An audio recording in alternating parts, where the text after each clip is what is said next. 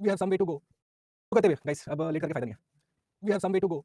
एक चीज़ मैं आपको बता दूँ गाइस, जो लोग भी एक दो लोगों ने मुझे बताया है फीडबैक में आपके, which thank you for the feedback. आप लोगों ने बताया कि आपको मेरे पीपीटीज़ ठीक से नहीं दिख रहे थे, ब्लैंक दिख रहा था। तो मैं आपको एक सजेशन दे सकता हूँ कि आप अपने माइक्रोसॉफ्ट पावरपॉइंट प्रेजेंटेशन जो सॉफ्टवेयर है उसमें खोलोगे तो वो दिख जाएगा। ठीक है, गूगल स्लाइड्स वगैरह में नॉर्मली नहीं दिखता, इशू हो जाता है। वो मेरे मेरे साथ खुद मैं देखता हूँ कि मेरे जो बोर्ड में लिखी चीज़ें होती हैं वो मैं गूगल स्लाइड्स पे जाके खोलूँगा तो नहीं खुलता है। या फिर कोई थर्ड पार्टी ऐप से आप ट्राई कर सकते हो। Just change the app and it should function. Okay, right, coming back, nitrogen cycle में एक करेक्शन कर लो फ्रेंड्स जल्दी से पहले। ठीक है, इन टर्म्स ऑफ जो general order of the flow है, चलिए हम खुद एक बार ड्रॉ करके समझ लेते हैं। ठीक है, we get it in PDF. ठीक है, फाइन। ठीक है, black board use sir, I am using. ठीक है, अभी आप एक चीज देखो, मैं अगर जनरल डायग्राम से अगर एक्सप्लेन करूँ इसको, ठीक है, जनरल डायग्राम से देखते हैं। For example can I say that my से एटमॉस्फेरिक नाइट्रोजन, ठीक है, फ्लो चार्ट में ब्रेक डाउन करते हैं, फिर वो प्रोसेसेस आपको इमीडिएटली क्लियर हो जाएंगे। ठीक है, आपके एटमॉस्फेरिक नाइट्रोजन हमने कितने तरीके से आइडेंटिफाई किए थे friends? Biological, electrical, industrial.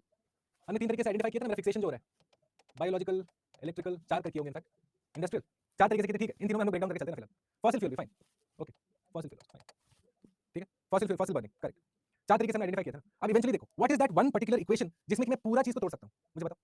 Can I say that my say ammonia breakage into NO2 and then to NO2 का वैलेंस वाला, is that the primary equation? Can I say that?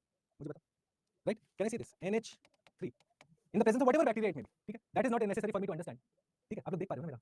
Okay, NO2, right? Are you able to see this friends? हां, can I say this is the primary say equation in which I can break this whole thing down, है कि नहीं? अब आप देखो इसके बाद मैं क्या कह सकता हूं कि एक साइड पे फिर जब मेरा मैटर डेड होके फिर सॉइल के अंदर चला जाता है, सो फॉर एग्जांपल एक साइड पे मेरा प्लांट का डेड मैटर है, plant based dead matter, right? Now that goes ahead and can I say it also decays. देखो, सिमिलरली आपका एनिमल बेस्ड डेड मैटर है, right? Can I say that also goes and decays? हाँ, it is also part of the decaying biomass, ऐसे समझ लो। तो मैं क्या है फिर इसी डिकेइंग बायोमास से फिर ये प्रोसेस चालू होता है ना, तो इसको हम क्या कहेंगे? What is this particular process called, जहां पे कि आपका अमोनिया क्रिएट हो रहा है? क्या मैं कहूंगा कि यही तो वो प्रोसेस है, अमोनिफिकेशन?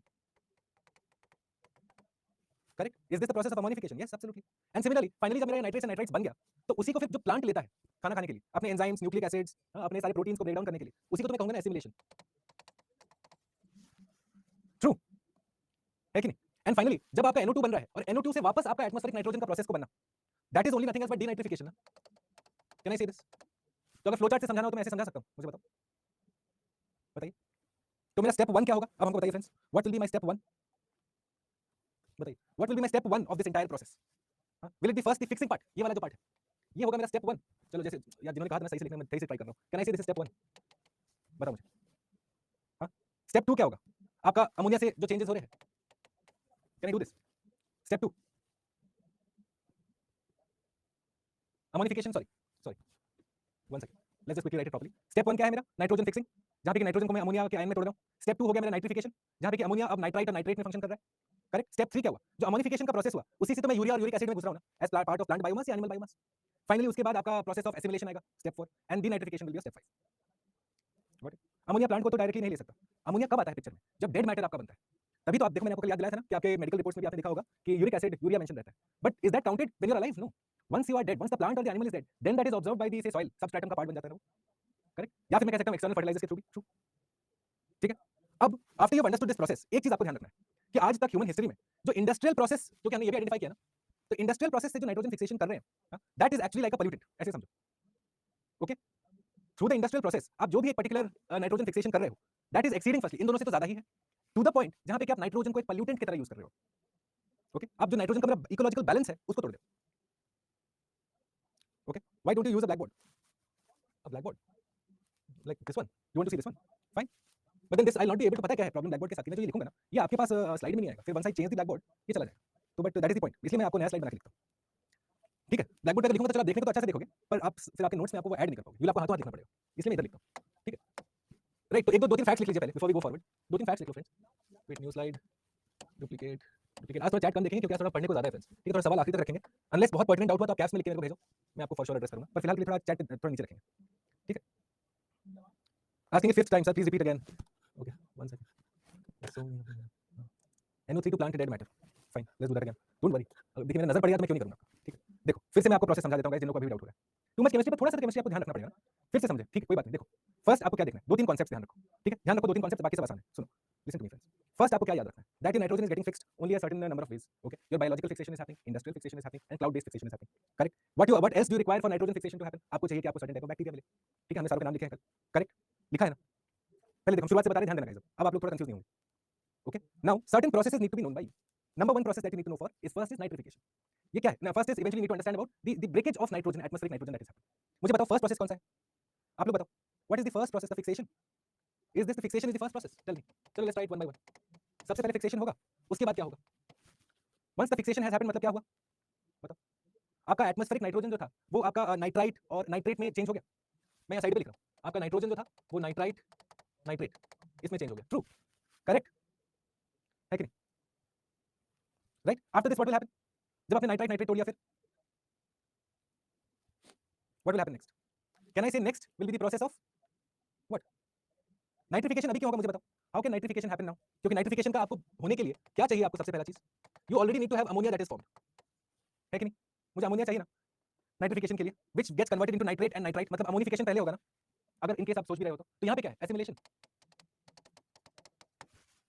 करेक्ट। अब आप देखो दूसरा पॉइंट, अब दूसरे से आओ, ठीक है? अब आप देखो डेड वाले का, ये तो चलो आपने प्लांट का देखा कि प्लांट क्या क्या कर रहा है। अब आप देखो सॉइल में क्या क्या चल रहा है, जो डेड पार्ट है, जो आपके एनिमल और ऐसे प्लांट के जो ये है वो टूट रहे हैं, मर रहे हैं ना, डिकम्पोज हो रहे हैं, टूट रहे हैं। तो what is happening there? Tell me, what will be the first process that is happening once your dead body starts to decompose? क्या होता है सबसे पहले? डीनाइट्रिफिकेशन कैसे होगा? अमोनिफिकेशन होगा सबसे पहले। देख लो, सबसे पहले अमोनिफिकेशन, ठीक है? आपका डेड वाला अब अमोनिया में चेंज हो गया। एक बार आपका अमोनिया क्रिएट हो गया है, फिर आपको पता है कि आप नाइट्रिफिकेशन कर सकते हो। यस और नो? मुझे बताओ, can I say this? Nitrification का स्टेप 1 ही है ना कि मेरे को अमोनिया जो क्रिएटेड था वो अब नाइट्राइट और नाइट्रेट में फंक्शन करेगा, ठीक है? तो यहाँ पे मैं लिख सकता हूँ नाइट्रिफिकेशन। अब आफ्टर नाइट्रिफिकेशन अब क्या होगा? हाँ? अब मैं कह सकता हूँ कि इवेंचुअली आपका डीनाइट्रिफिकेशन का प्रोसेस होगा। डीनाइट्रिफिकेशन में क्या था? वो 2-3 हमने बैक्टीरिया आप लोगों ने लिखा था, सूडोमोनास एक नाम लिखा होगा, एक मीरोकोकस नाम लिखा होगा आप लोगों ने, लिखा था। वो क्या काम करता है? क्या बताइए, आपने अपने नोट्स में लिखा है, क्या लिखा था? It converts ammonia, nitrate and nitrite, it converts it into molecular nitrogen. Yes और नो?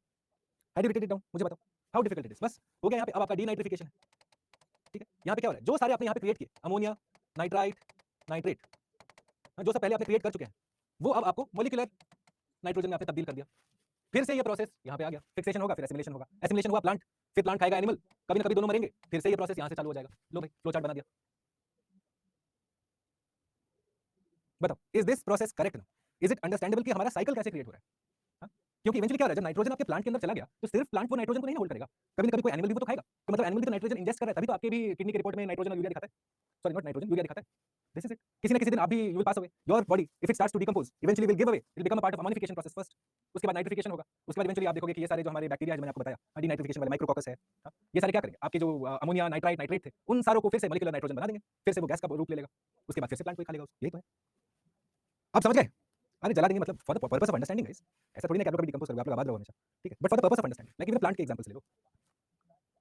अब तो याद भी हो गया, नहीं मैं क्या करूँ, सबको क्लियर होना चाहिए। सेडिमेंटेशन क्या है? जो रॉक्स में आपका टूटा रहता है। अब देखो सेडिमेंटेशन ये आखिरी प्रोसेस है, ये अलग से चल रहा है भाई, जो रॉक्स में आपका था। चलो प्लांट एनिमल तो हो गया, रॉक्स में भी तो कुछ रहेगा। तो क्या कह सकते हैं कि nitrogen fixation is a process that involves both living and non living things? Absolutely 100%। Got it. चलो nitrogen fixation we have done to death. आगे बढ़ते हैं, चलिए, हो गया। सर ऐसे सिलेबस कब तक होगा? 4 तारीख तक उमेश, 4 से 5। Got it. हम आपको मतलब फॉर श्योर बता रहे हैं। अभी हम स्लो कर रहे हैं क्योंकि एक फंडामेंटल टॉपिक्स है, इसके बगैर मैं आपको क्या इंटरनेशनल लॉ और क्या ये पढ़ाऊं, तभी आपको समझेगा कि सर्टेन एलिमेंट्स क्यों बैंड है, सर्टेन एलिमेंट्स क्यों रेगुलेट कर रहे हैं, सारा कुछ जोड़ पाओगे आप उसके बाद। Fundamentals important. चलिए नेक्स्ट देखते हैं फास्फोरस साइकिल, फटाफट देखेंगे फ्रेंड्स। मुझे बताओ फास्फोरस मिलता कहाँ कहाँ है? हाँ? ऐसे नॉर्मल लाइफ के प्रोसेस में मुझे बताओ फास्फोरस कहाँ कहाँ मिलता है? कोई बायोलॉजी का स्टूडेंट हो तो उसको ये पता होगा ये शब्द एटीपी। एटीपी का फुल फॉर्म क्या होता है? Adenosine triphosphate. Adenosine triphosphate energy का जो यूनिट है जिससे कि आपका इवेंचुअली एनर्जी क्रिएट होता है बॉडी का, एडेनोसाइन ट्राइफॉस्फेट, ठीक है? एनर्जी का जो कॉन्सेप्ट है। तो एटीपी में आप देखते हो कि आपको फास्फोरस मिलता है सबसे पहले, इंपॉर्टेंट। देखो आपको लिखना पड़ेगा ये सब गाइस, ठीक है? लिख लो ये थोड़ा बहुत। फिर आप देखोगे कि आपको मेम्ब्रेन्स में मिलता है। देखो आदमी के ह्यूमन बॉडी के कहाँ मिलेगा, आपको नो दैट, ठीक है? मेम्ब्रेन्स में मिलेगा, आपको न्यूक्लिक एसिड में मिलेगा, ओके? बोन्स वगैरह, गुड, वेरी नाइस। जो लोग बोन्स कह रहे हो बहुत बढ़िया। या आप देखोगे एक्सोस्केलेटन, जो ढांचा होता है ना बाहर का, हाँ? You will also find any particular जो हार्ड मटेरियल है उसमें थोड़ा बहुत फास्फोरस आपको मिल जाता है, ठीक है? दांतों में होता है गाइस, हमको बताइए, दांत में होता है फास्फोरस? टीथ में होता है? ऑफ कोर्स होता है। देखो इसको, टीथ में आपका फास्फोरस होता है। तो अगेन मतलब एक ऑर्गेनिक पार्ट का पार्ट है फास्फोरस, तो इसको भी कहीं ना कहीं साइकिल में जाना पड़ेगा, ऐसे थोड़ी नहीं लुप्त हो जाएगा। ठीक है? Thus you find that phosphorus cycle is nothing but it is the movement of phosphorus through lithosphere, hydrosphere, biosphere. लिखो इसको इधर, movement of phosphorus, okay, through litho, bio, hydro. मैं शॉर्ट में लिख रहा हूँ, आप पूरा लिखेंगे friends, okay? It's the movement of phosphorus through all of this. Sir जहाँ जहाँ एनर्जी जा रहा है वहाँ तो हो गया, करेक्ट, सही बोलो। DNA strands, right? आप लोग चैट आजकल पता है मैं 2 जगह से पढ़ सकता हूँ, इसलिए इंपॉर्टेंट मेरे को थोड़ी डिफिकल्टी हो रहा है। एलएनबी लिथोस्फेयर एंड बायोस्फेयर, बन गया lithosphere and biosphere, okay? I can see like there are 4 screens here, so I can see chat here also, here also, here also. आगे बढ़ते हैं, चलो, ओके? और यू आल्सो फाइंड कि आपके phosphates होते हैं, phosphates not phosphorus but another associated compound you can say, phosphates are found in rocks. देखो लिविंग नॉन लिविंग, अगेन इसमें भी कॉन्सेप्ट है, ठीक है, phosphates are found in rocks, rocks will eventually weather, इनका वेदरिंग होगा, फिर से वो लीच करेंगे, सॉइल के अंदर घुसेंगे, लीचिंग होगा, लिखिए इसको, ठीक है। उसके बाद लीचिंग होने के बाद आप देखोगे कुछ आपका ओशन तक पहुंचता है, तो देख लो कैसे आपका ओशन का या वाटर साइकिल का भी पार्ट बनता है, ठीक है, गॉट इट। अब फास्फोरस हम दो तरीके से देखेंगे, एक देखेंगे कि सॉइल में कैसे बिहेव करता है, ओके, और दूसरा देखेंगे कि ओशंस में कैसे बिहेव करता है, ये ब्रेकेज हमें पता होना चाहिए, ठीक है। Difference between phosphates and phosphorus, phosphorus is an element, phosphate is an associated compound, it can be with mix of any other element के साथ मिलकर उसने अपना प्रॉपर्टी थोड़ा सा चेंज किया है बस, ठीक है। अब आप देखो सॉइल में कैसे, व्हाट वी शुड अंडरस्टैंड, चार तरह के हमारे सॉइल में हमें फास्फोरस मिलता है, ठीक है, ध्यान देना फ्रेंड्स, चैट एक मिनट थाम के रखो, चार तरह के फास्फोरस हमारे पास सॉइल में मिलता है, उसमें से यू विल फाइंड कि बस एक तरीका है जो कि आपके प्लांट्स के लिए यूजफुल है, बाकी तीन प्लांट्स यूज नहीं कर पाते, ठीक है, आपको ध्यान होना चाहिए क्योंकि अगर ये एमसीक्यू फॉर्मेट में ही है, जब इंफॉर्मेशन ही चार हो तो you should know which of the following is not one of the criteria in which plants use phosphorus, इतना ही पूछेगा सिविल सर्विस, ठीक है, तो आप उस समय याद करोगे ये लेक्चर, मुझे मन थैंक यू बोलोगे, लिखिए यहाँ पे नंबर सबसे पहला होता है इनऑर्गेनिक फास्फोरस, लिखिए यहाँ पे इनऑर्गेनिक फास्फोरस, ठीक है। दूसरा लिखो, ध्यान देंगे गाइस थोड़ा सा प्लीज, ऑर्गेनिक फास्फोरस, तीसरा ध्यान देंगे एकदम, उसके बाद होता है एडसॉर्ब्ड फास्फोरस और लास्ट में mineralised phosphorus, adsorbed phosphorus and last is mineralised phosphorus, ठीक है। देखो आपके बुक्स में शायद ये मेंशन हो या ना हो, I am not sure, but ideally you should absolutely know this, okay. उसमें से ये तीनों प्लांट्स के लिए अवेलेबल नहीं होते, लिखो इसे, सिर्फ ये होता है, only inorganic phosphorus can be used, ठीक है। नाउ एक्जेक्टली एक चीज अगर मैं आपको समझाना चाहूं कि इनऑर्गेनिक, ऑर्गेनिक, एडसॉर्ब्ड ये सब क्या है, ये सब डिफरेंट स्टेट्स हैं, they can be either physically different और केमिकली डिफरेंट और both, okay. But what you find is mineralization phosphorus जो लास्ट वाला है ना, उसमें आपका एक पर्टिकुलर इशू इन्वॉल्व है, वो है माइक्रोबियल एक्टिविटी, देख लो, ठीक है। यहाँ पे माइक्रोबियल एक्टिविटी मतलब आपके माइक्रोब्स प्राइमरी ऑर्गेनिजम्स के चलते, ठीक है, आपका ऑर्गेनिक फास्फोरस चेंज करता है अपना अपना से character, okay, it becomes H2PO4, देखो प्लीज लिखिए, लीचिंग मतलब क्या होता है गाइस, देखिए बेसिक्स पे ध्यान दो, अब कुछ कुछ टर्म आपको सटा सटा याद आना चाहिए, लीचिंग शब्द ही समझो क्या है, ये रहा सॉइल, ऊपर से आया पानी, याद है मैंने आपको जब वो कॉन्सेप्ट समझाया था 2 o'clock रेनफॉल वाला, रिवीजन किया था 2 मिनट, मैंने आपको क्या बताया था, मान लो एक जगह पे लो प्रेशर है, हाँ गर्मी है, गर्म हवा ऊपर चढ़ेगी, ठंड आएगी, फिर बारिश होगा, इसके चलते जो आपका सॉइल है उस पे आपका रन ऑफ ज्यादा है और पर्कुलेशन भी ज्यादा है, सॉइल रन ऑफ भी ज्यादा हो रहा है, और लीचिंग जो ये वर्टिकल मूवमेंट ऑफ वाटर है ना, क्योंकि बहुत ज्यादा बारिश हो रही है तो ऊपर का लेयर जो होता है सॉइल का वो सारा नीचे सिंक करने लगता है, सोचो ना पानी क्या है, बहेगा बहेगा तो साथ में सामान लेके जाएगा, वही होता है, तो आपका टॉप लेयर का जो एकदम न्यूट्रिएंट रिच टॉप सॉइल हम कहते हैं वो हो जाता है न्यूट्रिएंट डेफिशिएंट टॉप सॉइल रहता ही नहीं, तो वो क्या हो जाता है, लीच्ड सॉइल कहते हैं उसको, पर्कुलेशन का प्रोसेस को हम लीचिंग कहते हैं, और ऐसे जब पानी हॉरिजॉन्टली चल रहा हो तो उसको हम कहते हैं रन ऑफ, ठीक है। दो शब्द आपको पता होना चाहिए, देखो मैं ज्योग्राफी तो पढ़ाऊंगा नहीं पर क्या करूं, रन ऑफ वर्सेस लीचिंग पता होना चाहिए, कौन सा हॉरिजॉन्टल है कौन सा वर्टिकल है, okay. Now coming back to the phosphorus cycle, okay, your mineralized phosphorus is the only one, ठीक है, where you have microbial activity that change the nature of phosphorus, बस इतना याद रखो, क्या चेंज होता है किसमें चेंज होता है उतना नहीं पूछने वाला, आप आईटी जे के लिए नहीं पढ़े हो, गॉट इट, ठीक है। उसमें आपका फास्फोरस का नेचर चेंज हो जाता है। अब देखते हैं हम ओशंस में क्या होता है, ओके। अब देखो ओशंस में क्या होता है, आप अपने फील्ड्स में डालते हो फर्टिलाइजर भर भर के, यहाँ पे लिख लीजिए वैसे, phosphorus is the major part of my fertilizer, ये तो मैंने लिखा ही नहीं यहाँ पे, फर्टिलाइजर। अब आपका फास्फोरस, आपका फर्टिलाइजर में आपने फास्फोरस डाला है, फिर वही हुआ, बारिश हुआ, रन ऑफ हुआ, रन ऑफ से आपका स्ट्रीम पे गया, स्ट्रीम से रिवर पे गया, रिवर लेके गया ओशन पे, मतलब आपका फास्फोरस पहुंच गया ओशन, ठीक है। माइक्रोबियल एक्टिविटी क्या है, अरे इतना समझो कि मिनरलाइज फास्फोरस में आपका माइक्रोबियल एक्टिविटी के चलते फास्फोरस का नेचर चेंज हो जाता है, जिसके चलते प्लांट्स उसको यूज नहीं कर पाते, देखो ये लिखा है ना, ये तीनों प्लांट्स यूज नहीं कर पाते, ठीक है। तो ये ऑर्गेनिक और एडसॉर्ब क्या है, दीज आर स्टेट्स, जिस तरह से वो क्रिएट हो रहा है वो भूल जाओ, वो इंपॉर्टेंट नहीं है, पर आपको याद रखना है कि मिनरलाइज फास्फोरस एक ऐसा फास्फोरस क्रिएट कर रहे हो आप जो माइक्रोबियल एक्टिविटी के चलते एक ऐसा स्टेट पहुंच रहा है कि प्लांट्स उसको यूज नहीं कर पाते, ठीक है। यूज कौन सा करते हैं, ओनली ऑर्गेनिक फास्फोरस, ओके। अब आप देखो ओशंस में फाइनली मेरा फास्फोरस का पानी पहुंच गया, तो अब क्या होता है, what happens eventually, it gets trapped in rocks, ठीक है, ट्रैप्ड इन रॉक्स, कौन से रॉक्स मुझे बताओ, कौन से रॉक्स होंगे फ्रेंड्स, थोड़ा कॉमन सेंस लगाओ, जीनत अभी बताया लीजिए, थोड़ा सा बैक करके देखिए, I have just explained leaching. See, the figure is still here. When you have a lot of rainfall that is happening from above, okay, your top soil sinks. It is washed away. That is the process of leaching, जो कि equatorial forest में आप ज्यादा देखते हो। यहाँ पे obviously sedimentary rocks में आपका ट्रैप हो रहा है, गुड। ओशन में जाएगा तो सेडिमेंटरी ही लाइकली है, not that volcanic is unlikely, but likely तो सेडिमेंटरी है, ओके फाइन, समझ गए। So this is one way of loss, ये हुआ आपका वो सारा तरीका जहाँ से आपका लॉस ऑफ फास्फोरस हो रहा है। अब गेन ऑफ फास्फोरस देखो, प्लांट्स अगेन न्यूट्रिएंट्स खींच रहे हैं सॉइल से, साथ में फास्फोरस भी ले रहे हैं, करेक्ट। एक बार प्लांट्स ने फास्फोरस ले लिया मतलब फिर फूड चेन में वो एंटर कर गया, तो इसलिए आप देखोगे कि फास्फोरस का जो कंसंट्रेशन है it is found across different trophic levels, लिखिए इसको, right this down, next point जो भी है लिखिए यहाँ पे, फास्फोरस इज फाउंड, नेहा अगर नहीं समझ पा रहे हमको बोलो, मैं समझाऊंगा आपको, ठीक है। डोंट वरी, डोंट गेट से फ्लस्टर्ड, क्या रे नहीं हो रहा है, ये हो रहा, मैं समझाऊंगा आपको, रिमेन पेशेंट, ठीक है। यहाँ पे लिखिए, phosphorus is a part of different trophic levels, is a part of different trophic levels, क्योंकि ऑब्वियसली स्पीड से हम जाएंगे तो थोड़ा हमको स्लो ही है, हम लोग अभी तो स्पीड पकड़ना पड़ेगा कल परसों से, ठीक है। Different trophic levels, okay. Now what you also write there is, लिखिए यहाँ पे, in ocean phosphorus is sure Bharat I will, ocean में भी लिख रहे हैं ना अमितेश, उसको लिख रहे हैं यहाँ पे, ओशन में phosphorus is past to phytoplankton, phytoplankton से जाएगा जू प्लैंक्टन, ओके, फाइटोप्लैंक्टन से जू प्लैंक्टन, जू प्लैंक्टन से फिर फिश, फिर आपका फूड चेन में घुस गया। चलिए, फूड चेन का पार्ट ऑलरेडी हो चुका है ये, ओके। और ज्योग्राफी स्टूडेंट्स, मान लो ये साउथ अमेरिका है, यहाँ पे कंट्री आपका चिली, यहाँ पे आता है आपका पेरू करंट, सुना है? ज्योग्राफी थोड़ा देखो, अपवेलिंग ऑफ पेरू करंट, सुना है क्या? क्या उस टाइम आपको आपके फैकल्टी या आपने पढ़ाई के दौरान did you come across this term guano, GUANO, नाम सुना था? गुआनो क्या होता है जानते हो? जिनको नहीं पता है, जिनको पता है गुड, जिनको नहीं पता है आपको मैं शॉर्ट में बता देता हूँ। देखो, आपको ज्योग्राफी का फंडामेंटल कॉन्सेप्ट्स कि आपका जब अपवेलिंग होता है तो जो पानी आया वो होता है रिसोर्स रिच। देखो एनवायरमेंट और ज्योग्राफी कैसे साथ में कोरिलेट करते हैं, ओके, ध्यान दो थोड़ा। जब आपका अपवेलिंग हुआ पेरू करंट के चलते, कोल्ड करंट है ये, ठीक है, तो जब अपवेलिंग हुआ तो साथ में जो पानी आया, अपवेलिंग मतलब आपका ओशन में नीचे के स्तर से पानी ऊपर को आया, दैट इज अपवेलिंग, इतना समझो बस, पानी का डायरेक्शन ऐसे होता है, ठीक है। तो जब अपवेलिंग हुआ तो रिसोर्स रिच पानी आया, रिसोर्स रिच पानी आया मतलब क्या हुआ, अब फिशेस भी आएंगी साथ में, और जब फिश आती है तो ऑब्वियसली प्रेडेटर प्रे रिलेशनशिप, हाँ, थोड़ी ना होगा कि फिश को चिल करने के लिए छोड़ देंगे, साथ में आते हैं आपके बर्ड्स खाने को इस फिश को। उनमें से एक बर्ड है गुआनो, और इसका एक्सक्रीटा, इसका वेस्ट मैटर इतना इंपॉर्टेंट है for the fertilizer industry of Chile and Peru and all these countries. क्यों? क्योंकि इसके एक्सक्रीटा में आप देखोगे फास्फोरस कंटेंट हाई रहता है, तो इसलिए उसका एक्सक्रीटा को यूज करके एक फर्टिलाइजर की तरह यूज किया जाता है। अब जो देखा जा रहा है कि क्लाइमेट चेंज के चलते ये अपवेलिंग अब आपका कम हो रहा है या थोड़ा बहुत आगे पीछे हो रहा है। देख लो, जो नेचर से आपको इकोसिस्टम सर्विसेज की हम बात करते हैं, क्या ये इकोसिस्टम सर्विसेज नहीं है फ्रेंड्स? मुझे बताओ, कंट्रीज का इकोनॉमी चल रहा है एक बर्ड के वेस्ट मैटर पे, क्या ये है इकोसिस्टम सर्विसेज? एब्सोल्युटली है। अगर ये एग्जांपल आप लिखते हो, क्यों नहीं ऐड करो उसको उधर, इकोसिस्टम वाले उसमें स्लाइड पे ऐड करिए ये एग्जांपल, ये एविडेंस। अगर सवाल पूछा जाएगा ना तो ये आप लिखोगे कि देखिए दी एग्जांपल ऑफ गुआनो, कैसे एक देश का इकोनॉमी चला रहा है वो, और क्लाइमेट चेंज के चलते आप समझ जाओ आपका अपवेलिंग कम हो रहा है, हाँ, मतलब ठंडा पानी नहीं आ रहा है, ठंडा पानी नहीं आया मतलब रिसोर्स रिच पानी जो आना था वो नहीं आया, रिसोर्स रिच पानी नहीं आया तो फिशेस नहीं आए, फिश नहीं आए तो गुआनो नहीं खा पाया, जब खा ही नहीं पाया तो एक्सक्रीटा कहाँ से निकलेगा, तो कहाँ से आपका फर्टिलाइजर इंडस्ट्री चलेगा? इकोसिस्टम सर्विसेज समझो कैसे काम करता है चीज। तो आप देखोगे कि गुआनो के एक्सक्रीटा में, पॉइंट नंबर 3 लिखिए।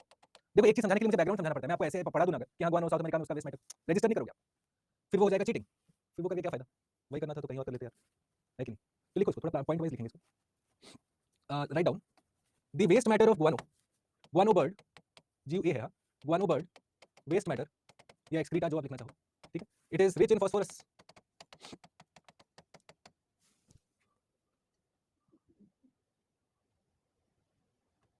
यस 100%, ठीक है, लिखिए उधर रिच इन फास्फोरस, ठीक है। गुआनो बर्ड तो नहीं, गुआनो इज वेस्ट को भी कह सकते हैं, that is essentially the waste matter essentially known as guano, ठीक है। तो it is again a part of ecosystem services, ecosystem services plus आपका फास्फोरस का साइक्लिंग में भी उस पर्टिकुलर बर्ड का बहुत योगदान है, ठीक है। सो दस you find that this entire phosphorus cycle, ऐसे लिखो, phosphorus cycle is interlinked between exchange happening on land and ocean। लिखो जल्दी जल्दी। Harshdeep also obviously it has nitrogen but what you'll find is that it is primarily rich in phosphorus। obviously nitrogen का होने से क्या होता है और आपका बेटर हो जाता है फर्टिलाइजर पॉइंट ऑफ व्यू से, इसलिए आप देखोगे कि फर्टिलाइजर हमारे कंट्री में NPK फर्टिलाइजर यूज करते हैं, वो क्या है, nitrogen phosphorus and potassium, potash, ये तो है NPK फर्टिलाइजर, ये तो है ना। bats also excrete guano, the waste matter is called guano friends, the bird is also called guano and the waste matter that it secretes is also called as guano, same thing। कोई बात नहीं यार, अरे आप सही बोल रहे हो। देखो ऐसा उतना छोटा छोटा बात स्टूडेंट्स और टीचर्स के बीच में वो क्या इशू लेना, आप समझने के लिए मैं समझाने के लिए, उसके जितना बार समझना पड़ेगा हम करेंगे साथ में, उसमें क्या है ऐसा, वो तो रिस्पॉन्सिबिलिटी है ना। चलिए ये हो गया ना, फास्फोरस साइकिल देख लिया। अब आखिरी हमारा 2-3 साइकिल है, छोटे छोटे हैं, उनको आप ज़्यादा नाइट्रोजन साइकिल से ज़्यादा आपको इशू है, मतलब इन टर्म्स ऑफ क्वेश्चन प्रोबेबिलिटी आप देखोगे ना पिछले सालों के भी, तो नाइट्रोजन साइकिल से ज़्यादा पूछा गया, ओके, ऑब्वियसली आप समझ सकते हो क्यों। Okay let's go to the last one, sulphur cycle. Carbon cycle आप लोग it's quite easy, I am not going to do much on that, वो आप बुक से देखेंगे, इट इज क्वाइट सिंपल, ठीक है। वाटर साइकिल ऑब्वियसली आपने पढ़ा हुआ है, सल्फर साइकिल में लास्ट आपको कराऊंगा, उसके बाद move on to biodiversity. Sulphur cycle बताइए भाई कहाँ मिलता है सल्फर हमें, मुझे बताओ आपके बॉडी में सल्फर कहाँ मिलेगा? सी बट बनो बैट बनो। इमोशनली स्ट्रॉन्ग कैसे बने? धक्कों से डरना खाइए, फेलियर से डरना डरिए मत। स्टमक, एयर पोल्यूशन में नहीं, आप ह्यूमन बॉडी की बात कर रहा हूँ, ह्यूमन बॉडी में आपको कहाँ से सल्फर मिल जाएगा? इंटेस्टाइन, रॉटन एग्स, ठीक है, okay, what else? Fine, okay, लिखिए वहाँ पे ह्यूमन बॉडी में आप देखोगे या नॉर्मल लाइफ में आप देखोगे ना कि अमीनो एसिड्स का नाम सुना है? 3 तरह के अमीनो एसिड्स होते हैं मेरे, जिसमें मुझे सल्फर प्राइमरीली मिलता है, ठीक है। अमीनो एसिड्स क्या है, अमीनो एसिड्स का काम फ्रेंड्स क्या करते हैं अमीनो एसिड्स, क्या करते हैं अमीनो एसिड्स हमारे, इनका काम क्या होता है?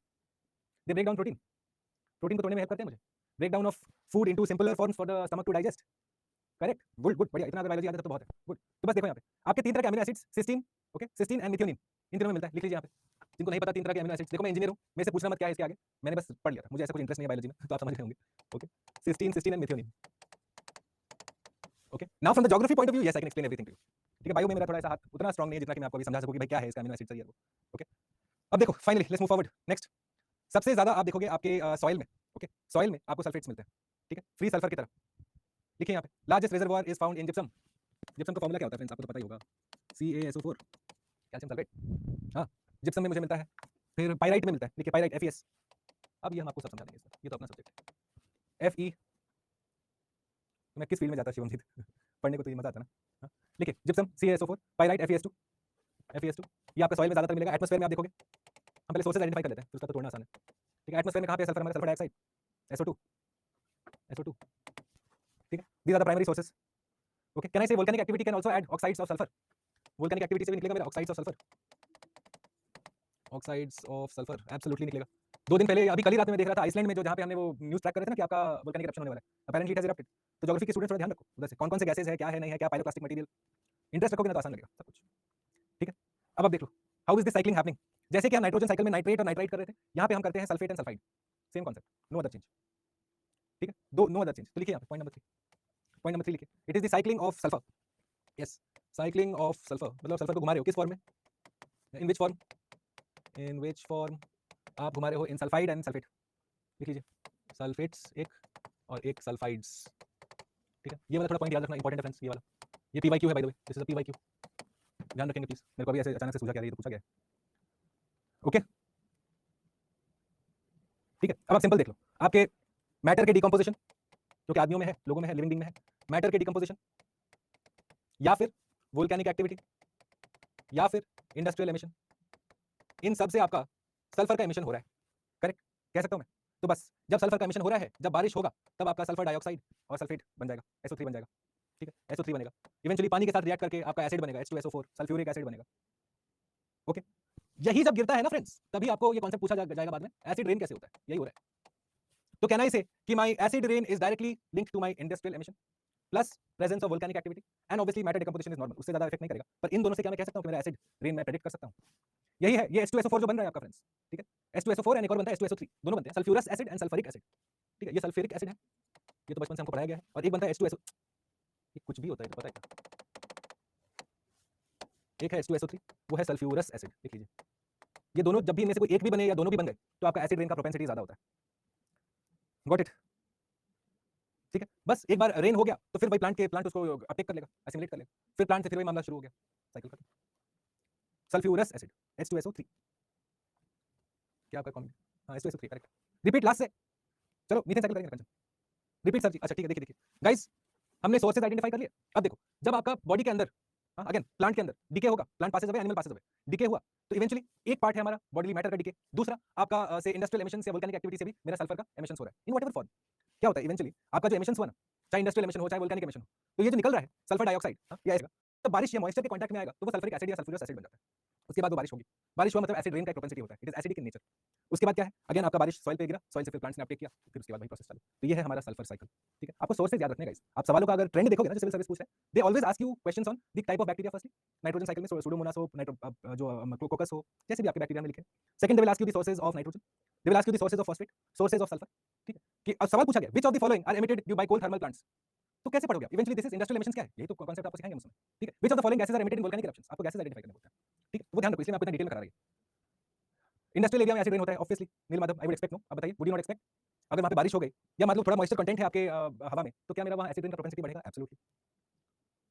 ठीक है, during decomposition sulphur is released into atmosphere or soil. During decomposition you have eventually that is forming a part of my soil plus some is released in the atmosphere, both happens, no? if the matter is decomposing in my soil, substratum में अगर वो decompose कर रहा है, तो चलिए एक तो वो soil का पार्ट बनेगा, करेक्ट, तो वहां पे थोड़ा सा आपका वो सल्फर कैप्चर तो होगा, but most of it is going to be emitted upwards, तभी तो आपका एसिड रेन का प्रोपेंसिटी वगैरह हम एमिशंस की तरफ काउंट कर रहे हैं, that is true. Big bang theory explain कर सकते हो, दीपक जानते हो बिग बैंग थ्योरी का क्या सीन है, इतना से शुरू हुआ था, इतना से, अगर आप एक्चुअल थ्योरी में जाओगे ना, it started from as big as a coin. आप ज्योग्राफी क्लास में आपके साथ अच्छे से डिस्कस कर सकते हैं, आज वो सही लोकेशन नहीं है इसके लिए। चलिए वो बाकी दो साइकिल्स जो है आपके oxygen cycle, water cycle, just go through them, they are very elementary, there is nothing to explain there much. Okay, let's get started with biodiversity now friends, थोड़ा ब्रेक लेने के साथ 7:15 हुए, नहीं लेट्स कंटिन्यू। लिख लो, जिन्होंने नहीं लिखा प्लीज लिख लो, let me have some water meanwhile, break नहीं लेंगे फ्रेंड्स, आज हम लोग एनीवेज बहुत डिस्टर्ब रहे हैं, तो आज कंटिन्यू करते रहेंगे। लिख लीजिए, जो लोग लिख रहे हो please quickly right it down, उसके हम आगे बढ़ सकते हैं। आपका चैट ऐसे देखता हूं मेरे को, 2 मिनट लिख लो, जो लोग चैट अभी तक लिखे नहीं थे प्लीज राइट इट डाउन। बाकी सारे साइकिल्स आप लोग देख सकते हो guys, there is nothing very difficult, it is just जो difficult part I have done it for you. Hydrological cycle में क्या ही है, क्या बताऊं, अर्थ इज 71% वाटर, पानी यहां से इवेपोरेट होता है, कंडेंसेशन होता है, वो क्या बताऊं, there no sense there. Carbon cycle क्या है, फोटोसिंथेसिस और रेस्पिरेशन, ये दो तो प्रोसेस है, उसी को तो आपको समझना है, उसमें क्या इजी। फॉसिल फ्यूल्स का फिर एमिशंस वो डिस्कस करेंगे climate change in detail. Got it, चलो will move forward to biodiversity. या there is no break guys, no break, will not take a break today, there is no chance only. अब देखो biodiversity शुरुआत से शुरू करते हैं फ्रेंड्स। ओके, आपका चैट कहां है, चलो let's go to the slides today, आज थोड़ा स्लाइड से देखेंगे। तो देखो ये डेफिनेशन पहले थोड़ा ध्यान से देखिए, variety of different forms of life on earth including plant, animal, micro organism, gene, ecosystem, इस पे ध्यान रखना है आपको। Okay, most of you will remember this, ये तीन आपको याद रहेंगे, ये दो आपको याद नहीं रहेंगे। Biodiversity is not just to do with plant diversity, animal diversity, आपका micro organism, algae, lichen, not just that, it's also to do with genetic diversity, it is also to do with ecosystem का diversity होना चाहिए, ठीक है। So that in essence is my biodiversity. Genetic diversity, the variation of genes within species and populations needed for reproductive vitality. So tell me guys, if you have a male and a female, okay, who are say from race A and race B, क्यों ये दोनों का शादी के बाद जो फगे शादी जो ऑफस्प्रिंग होगा, why is it that that offspring will be से much more diverse gene pool से आया है, तो उसको क्या क्या फायदे हो सकते हैं, मुझे ये बताओ। अगर एक इंडियन मैन, एक फॉर एग्जांपल वेस्टर्न वुमन, कोई भी कंट्री के वेस्टर्न वुमन से शादी करता है and has an offspring together, why would you expect that offspring to be stronger genetically, क्यों, मुझे बताओ। Let's look at the functions पहले। Exchange of traits is correct, Amar Kumar, बहुत बढ़िया, दैट इज इट गाइस। आपका जो एक जेनेटिक ट्रेट्स का पूल है, ठीक है, उससे आप बाहर जा रहे हो। ये एनिमल लाइफ में भी बहुत हम यूज करते हैं, ठीक है, कि जहां पे आप देखोगे फॉर एग्जांपल साइबेरियन टाइगर और एक लायन को आपने प्रोक्रिएट कराया साथ में, तो लाइगर निकल के आया, आपने सुना है इसका नाम भी शायद मूवी भी बन गया था रिसेंटली, किसी ने मुझे बताया था, लाइगर नाम से। When you have a Siberian tiger and a lion and you create something as huge as a liger, जो कि जानते हो आपके रॉयल बंगाल टाइगर से ये 16 गुना बड़ा होता है, 16 times the size of your royal Bengal tiger, but at the same time you will find that they also have certain drawbacks. Okay, now what am I saying? Here you are looking at species A, okay, and species B. Here you are looking at both of them who are of the same species A, human and human. मुझे बताओ why is it जब आप cross breeding करते हो, इसको हम कहते हैं क्रॉस ब्रीडिंग। देखो मैं आपको दो कॉन्सेप्ट साथ में सिखा रहा हूं, ध्यान देंगे आप, ठीक है। जब दो अलग अलग स्पीशीज को आप ब्रीड करते हो साथ में, तो उसको कहेंगे क्रॉस ब्रीडिंग। क्या उस केस में मुझे जेनेटिक डाइवर्सिटी मेरा बढ़ेगा? हाँ, for certain characteristics, certain traits, you will have the more expressive variety. पर आप देखोगे कि उसके कुछ कुछ एबिलिटीज बहुत खराब होंगे। For example a liger may not be able to procreate, ठीक है, इनफर्टाइल होगा उसका ऑफस्प्रिंग, जिसे आप मतलब इनफर्टिलिटी विल बी ऑब्जर्व्ड, चाहे नर हो या मादा हो, जैसे भी मेल और female whichever is, they will be unable to continue that lineage. अब वो अगला नहीं आ पाएगा, लाइगर पार्ट 2 नहीं आ पाएगा, मूवी का आ जाए, बंदे का नहीं आएगा। पर अगर सेम स्पीशीज के अंदर आप दो डिफरेंट डिफरेंट को कराते हो प्रोक्रिएट, तो जो आपका ऑफस्प्रिंग आएगा that will be a lot more, मतलब नहीं तो सशक्त सशक्त जीन्स वाला आएगा। इसलिए देखोगे कि इंट्रा कम्युनिटी मैरिज को डिस्करेज किया जाता है, ठीक है, ध्यान रखिए, इसका एक सोशल कॉन्सेप्ट भी है, इंट्रा कम्युनिटी मैरिज या प्रोक्रिएशन। चलो हम बायोलॉजी या एनवायरनमेंट के पॉइंट ऑफ व्यू से समझ लेते हैं प्रोक्रिएशन, कि अपने ही कम्युनिटी में अगर प्रोक्रिएट करने जाओगे, तो आपने मैंने एक मूवी देखा था, द हिल्स हैव आइज, ये बहुत पहले आया था एक movie, the hills have eyes, ठीक है, उसमें वो सारे किरदार जैसे ही आप दिखोगे, you look like a zombie. You will have firstly defects, not just physical defects but also biological and innate deficiency होगा आप में, या तो आप मैलन्यूट्रिशन के शिकार होगे, या आपका ढांचा खराब होगा, या आपका ऑर्गन फेलियर के लिए ज्यादा ससेप्टेबल होगे, डिजीजेस होंगे, प्रॉब्लम्स होंगे, आपका इम्यूनिटी बहुत कम होगा, ठीक है। तो ये ध्यान रखो that one is called cross breeding and one is called maintaining genetic diversity. दो क्लोज कॉन्सेप्ट्स है, बस स्पीशीज का आपको ध्यान रखना है। जब साथ वाले स्पीशीज प्रोक्रिएट कर रहे हैं और अलग अलग से जगहों से, अलग अलग एरियाज के, then the offspring will be top class. पर अगर आप अपने मेल और चिंपैंजी को ही आपने फीमेल चिंपैंजी को अगर आपने प्रोक्रिएट करा दिया, the offspring may not survive in the first time. अगर आपने ठीक ठाक उसका बना भी दिया ना, सर्वाइव नहीं कर पाएगा। Similarly species diversity, the variety of species and species abundance, कितने हैं पहले देखो, आपको हॉरिजॉन्टल देख रहे हो कि कितनी ज्यादा स्पीशीज है मेरे, ओके, और साथ में आप क्या देख रहे हो, vertical relative number among species, ऐसे भी देख रहे हो, ठीक है, कितने डाइवर्स है। सेकंडली इकोसिस्टम में देखिए, different habitats, communities, ecological processes, all of that adds to my biodiversity का डेफिनेशन। अरे आप जानते हो यूएसएसआर का बात कर रहे हो, वर्ल्ड वॉर के टाइम आप कभी जाके देखना जापान के medical exploits, it will shock you, Japanese research in medicine that time, it is मतलब one of the most probably often ignored part of the world war's history as to how they went ahead and actually weaponized biology। कभी देखना unit 731, बहुत बढ़िया, आप लोगों ने देखा, ये सब नोट मत करो, ये तो ऐसे बता रहा हूँ, ये आपको ध्यान होना चाहिए, cross breeding versus genetic diversity, थोड़ा आपको ध्यान रखना है, ठीक है, इसको लिख लीजिए प्लीज। करेक्ट यूगल, उसने बहुत कुछ किया था यूगल, आप जानते हो, मतलब मैं एक आर्टिकल पढ़ रहा था, तो मैं आर्टिकल हाफ में छोड़ दिया उसमें, मेरे को मतलब I didn't want to know, बस हो गया मेरा। चलिए आगे बढ़ते हैं। तो इसमें हमें तीन तरह के कम्युनिटीज देखने हैं डाइवर्सिटी के पॉइंट ऑफ व्यू से, alpha diversity, beta diversity, gamma diversity, ठीक है। विशाल वो बहुत आप हिस्ट्री पढ़ोगे ना उधर का, जो specially Japan, even to the certain extent China का, there is a lot of रूह कपा देने वाली चीजें, वो बाद में डिस्कस करेंगे। अभी ये देखते हैं ना अल्फा बीटा गामा। देखिए अल्फा डाइवर्सिटी क्या है, measure of species diversity in a given area, बस सिंपल, एक एरिया में आपके कितने कितने स्पीशीज हैं, ठीक है। बीटा डाइवर्सिटी क्या है, आप दो एरिया को कंपेयर करते हो, बस, ठीक है, comparison of diversity between ecosystems, okay. So you have ecosystem A, ecosystem B, and we are looking at the beta diversity की, यहां से यहां कितना जा रहा है, यहां से यहां कितना जा रहा है, उससे मेरा बीटा डाइवर्सिटी का मैंने बता दिया। और गामा डाइवर्सिटी क्या है कि इवेंचुअली एक बड़ा ज्योग्राफिक रीजन का आप ओवरऑल बायोडाइवर्सिटी नापते हो, ठीक है, कि भाई ये लो इतना बड़ा मेरा एक इकोसिस्टम है, ज्योग्राफिक रीजन है, उसमें मेरा एक ए इकोसिस्टम है, एक बी है, एक सी है, एक डी है, सब अलग अलग इकोसिस्टम्स, ठीक है। तो सारों के बारे में आप जो नाप के इंटर रिलेशनशिप क्रिएट करते हो वो है मेरा गामा डाइवर्सिटी, सिंपल डेफिनेशन, आपको ज्यादा इसको जानना नहीं है, ठीक है। You not preparing to be PhDs here, okay, नाम याद रख लेना बस, वी टेकर का, it's not very important to, देखिए यहां look at the size differentiation, आप समझ जाओगे, ठीक है। Like I told you, beta diversity is between communities, एक कम्युनिटी ए दूसरा कम्युनिटी बी, इन दोनों के बीच में क्या एक्सचेंज चल रहा, दैट इज बीटा, ठीक है। अल्फा क्या है, छोटे एरिया का, और गामा क्या है, ये पूरे एरिया का। लो भाई 10 के बाद आज समझ आया, बस बढ़िया ना, और क्या चाहिए। लास्ट स्लाइड लिख लो भाई, सॉरी मुझे बता दिया करो ना, अगर वैसे मैं सॉरी मैंने चैट नहीं देखा, लिख लो जो भी आप यहाँ वैसे मैंने लिखा तो कुछ है नहीं। Okay, so know about this. Just the differences between alpha, beta, gamma. It is not very difficult, not very. I wouldn't expect a direct question on this. All they can ask you is, say, which is the bigger entity. मुझे बताओ guys, कौन सा बड़ा entity है alpha, beta, gamma में? सबसे बड़ा entity कौन सा है? Gamma. Alpha is to do with one community. Beta is to do with two or more communities. बस simple हमें differentiation याद रखना है. Simple differentiation याद रखोगे और कुछ नहीं. ठीक है? Okay, let's go forward. चलो दो तीन definitions अब देखना जरूरी है before we go understand all of this. दो तीन definitions देखते हैं फिर आगे बढ़ेंगे. Duplicatum. चलो. 4-5 तारीख तक तो मैं आपको करा ही दूंगा for sure. Comfortably आराम से. Okay. लेट्स गो, दो तीन चीजें देखेंगे फ्रेंड्स, टर्म्स ध्यान रखोगे। एक टर्म याद रखोगे आप, स्पीशीज रिचनेस। करेक्ट, देखो ऐसा होता है ब्रेन फ्रीज, क्लास के सामने अचानक से ऐसा भूल जाओ। स्पीशीज रिचनेस, हाँ भाई स्पीशीज के बाद पैसे होते हैं क्या? तो काहे का ये स्पीशीज रिचनेस मतलब क्या हुआ?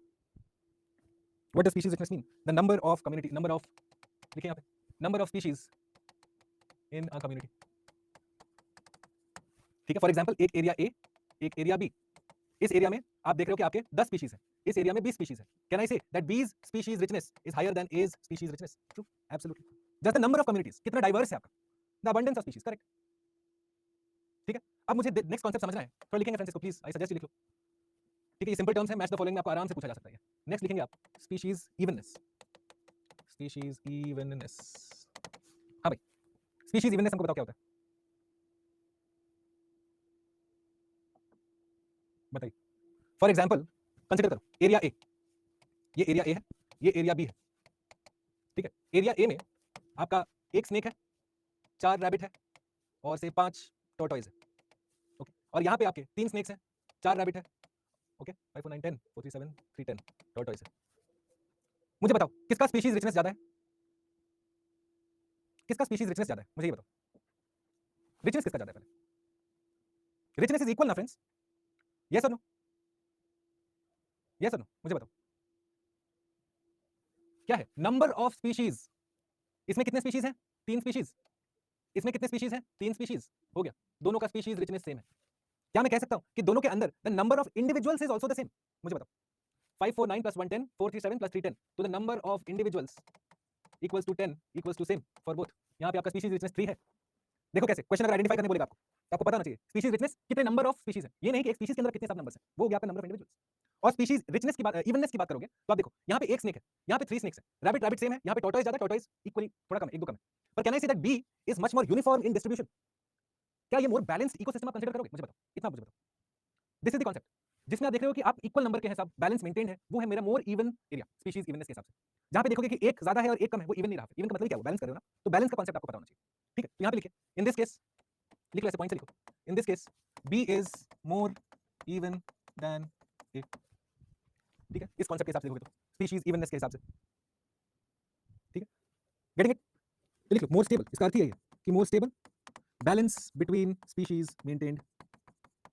बिटवीन तो नहीं, अमंग स्पीशीज कहेंगे, दो से ज्यादा है तो बिटवीन तो नहीं होगा, गलत अंग्रेजी है ये, अमंग लिख लीजिए, balance among species maintained. Getting this concept? Easy है ये। सर स्पीशीज इवननेस क्रिएट कर लो। देखो इवननेस का अर्थ क्या होता है? I get even with my enemy, मतलब क्या है? हमारा हिसाब किताब बराबर, जो कहा सुना था, मारा पीटा था, गोली चलाया नहीं चलाया, सब बराबर, हिसाब बराबर, वही है ना, I am even with my enemy. Species evenness मतलब आपके जो भी स्पीशीज है उनका नंबर आसपास रहेगा, कोई एक स्पीशीज डोमिनेट नहीं करेगा, कोई एक स्पीशीज दबेगा नहीं, then you are called even. Correct, यहां पे देखो, can I say that tortoise is dominating this system? Can I say कि यहां पे मेरा स्नेक का नंबर थोड़ा कम है, बहुत कम, इनफैक्ट एक ही स्नेक है।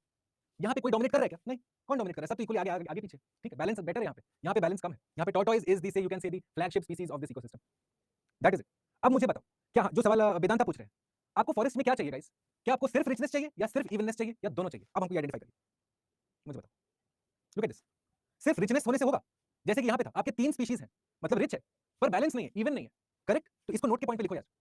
देखो मैं कभी यार बार बोल देता हूँ क्योंकि वैसे फ्लो में निकल जाता है, पर आप लोग ऐसे मेरे लिए, मैं आपके लिए बहुत इज्जत से बोल रहा हूँ, नथिंग लाइक दैट। लिख लीजिए, for a balanced ecosystem, okay, both species richness plus evenness is desired. एक से आपका क्या है? डाइवर्सिटी दिख रहा है, और एक से आपका बैलेंस दिख रहा है। भारत का देखो ना एग्जांपल, आप रिच हो, भांति भांति के हमारे लोग, प्रांत, लैंग्वेज, खाना पीना सब कुछ है, और किसी एक का दबदबा नहीं। हाँ, सब आपस में मिलजुल के रहते हैं, सबका अपना पॉलिटिकल न्यूसेंस है। Correct, that is, so we are rich and we are even in terms of democratic efficiency. समझ सकते हो इसे? ये कॉन्सेप्ट क्लियर हो गया? तो आप देखोगे कि ये दोनों मिला के ही मेरे बायोडाइवर्सिटी बनती है। देख लो, बायोडाइवर्सिटी का दो ही कॉन्सेप्ट आपको पता होना चाहिए। आधों को लगाओगे कि बस यही है, नहीं, सिर्फ स्पीशीज रिचनेस होने से नहीं होगा, आपको स्पीशीज इवननेस भी लेके चलना पड़ेगा, तभी एक एरिया बायोडाइवर्स कहलाएगी। बुझे friends? Unity in diversity, correct, good, बढ़िया। अब याद रहेगा नहीं, आप तो भूलोगे नहीं आप लोग। हाँ, चलो आगे देखते हैं क्या क्या स्लाइड्स बनाया गया, इतने प्रेम से बनाया गया, थोड़ा देख के चलते हैं। बुझ गए? बढ़िया, चलो आगे बढ़ते हैं, आगे देखा जाएगा क्या क्या बनाया गया। देखो भाई, सिग्निफिकेंस ऑफ बायोडाइवर्सिटी, ये है आपके मेंस के पॉइंट्स। ठीक है, अगर मेंस में कोई स्टैटिक क्वेश्चन आया तो आपको ये सारे पॉइंट चुपचाप चिप देना है। जैसे कि हमने वहां पे इकोसिस्टम सर्विसेज का बात देखा था, सेम वे बायोडाइवर्सिटी का क्या कॉन्सेप्ट है, क्यों इंपॉर्टेंट है आप समझ रहे हो। जितना आपका प्लांट का डाइवर्सिटी होगा, जितना एनिमल का डाइवर्सिटी होगा, जितना जीन्स का डाइवर्सिटी होगा, उतना ज्यादा आप स्टेबल सिस्टम क्रिएट कर रहे हो। क्योंकि एक का दबदबा मतलब सिस्टम फेल। यही एक का दबदबा मतलब क्या हो गया, या तो फिर आपने इन्वेसिव स्पीशीज ला दिया तो बायोडाइवर्सिटी खत्म हो जाएगा।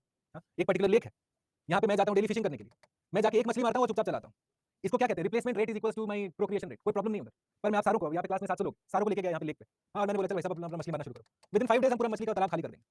करेक्ट, तो क्या किया आपने, you have introduced outside pressures so as to negate the value of the biodiverse ecosystem. और क्या है, सारा कॉन्सेप्ट इसी को तोड़ सकते हो। देखो सिग्निफिकेंस, यूटिलिटेरियन बेनिफिट्स, देखो भाई आपकी इंडस्ट्रीज बैठे, fisheries, medicinal plants, ecosystem services, ये तो आपको बहुत अच्छे से समझाया हुआ है। एथिकल मोरल वैल्यूज, क्या बात है भाई, राइट्स बेस्ड कह सकते हो ना इसको, eventually talking about animal rights. Correct, मुझे बताओ, should animals be used.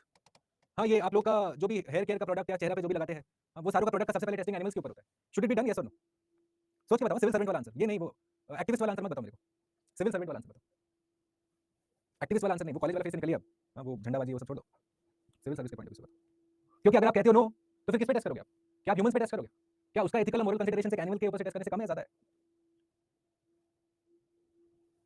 Regulated as per norms, हाँ ये मेरी भाषा तो अच्छा सीखे आप लोग, क्या should be regulated, that I absolutely agree, but overall general what should be done.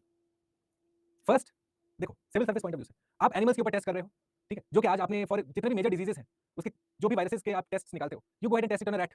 Brain का कोई भी टेस्ट होगा, आपने देखा रैट को हम लोग यूज करते हैं, क्यों करते हैं रैट को यूज? क्योंकि उसका कॉग्निटिव नेटवर्क, उसका दिमाग का चलने का जो न्यूरोलॉजिकल नेटवर्क है, वो मेल से थोड़ा ह्यूमन से थोड़ा मेल खाता है।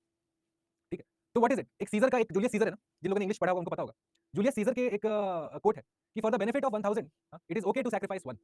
अगर कलेक्टिव फायदा हो रहा है ना तो एक को जाया होने दो।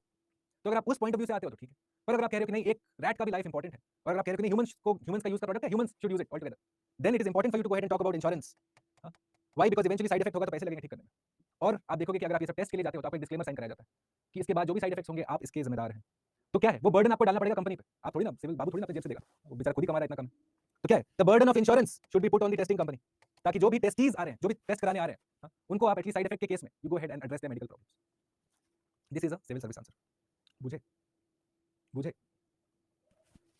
सर प्लीज थोड़ा रिपीट दैट कोट। अरे जूलियस सीजर वाला कोट यार, मैं इसे पैराफ्रेज करके बता रहा हूं, पर सेंस यही है, for the good of one, sorry for the good of the collective it is acceptable to. कोई है क्या इंग्लिश वाला, मुझे बताओ ना वो कोट क्या था यार, मेरे ख्याल से जूलियस सीजर में था वो। एक्टिविस्ट नहीं जगाना गाइस, अब आपको सिविल सर्वेंट वाला अंदर का वो कराना है। बुझे का मतलब समझ गया क्या? वो हमारे मेरे बिहार में ऐसे बोलते हैं, मेरा टीचर भी मुझे ऐसे सिखाया था, it is acceptable to sacrifice the one. ठीक है, इसको कहते हैं यूटिलिटेरियन अप्रोच। ठीक है, दूसरा आप ethical legal point of view से भी सोचो कि इवेंचुअली वो शैम्पू या जो भी चेहरा पे आप लगा रहे हो वो आपके यूज के लिए लगा रहे हो, तो what gives you the right to kill something else, तो करना ह्यूमन पे कर टेस्टिंग। पर अगर उसका कुछ इशू होता है तो उसको पैसे दे, क्योंकि अगर कोई आ रहा है तो क्या है, इवेंचुअली कोई पैसे के दबाव में आ रहा है, थोड़ी ना आगे से चल के आएगा कि अच्छा मैं अभी यहाँ पे माइक्रोसॉफ्ट का नौकरी छोड़ के आया हूँ और मेरे पे इंजेक्शन डालो, ऐसा तो कोई करेगा नहीं। ठीक है, ओके लेट्स गो फॉरवर्ड। चलो ये सब तो आसान है, अब देखा जाए भाई बायोडाइवर्सिटी लॉस। बायोडाइवर्सिटी लॉस हमने बाकी वो सब किए थे ना फ्रेंड्स, पहले before we do this had we done the difference between keystone species, flagship species, हमने डिफरेंस किया था इसका? Did you write down the notes for this? Keystone versus flagship का लिखा था, एक बोल रहे हैं यस बाकी लोग कह रहे हैं नो, तो मतलब नहीं लिखा था, चलिए लिख डालते हैं, ये जरूरी उसके बाद ये समझ पाओगे। मैंने आपको शायद एक्सप्लेन किया होगा पर नोट्स नहीं लिखा होगा आपने। करेक्ट, अब मुझे याद आ रहा है वो मैंने आपको एक्सप्लेन किया था टाइगर के कॉन्सेप्ट में। Yes yes I remember this match, क्योंकि उस दिन भी शायद कुछ इशू हुआ था ऐसे, क्या हो गया ये भाई साहब, literally tap it hard. Okay लिख लीजिए, दो लाइन लिखेंगे बस, कीस्टोन स्पीशीज क्या होता है, फ्लैगशिप स्पीशीज क्या होता है।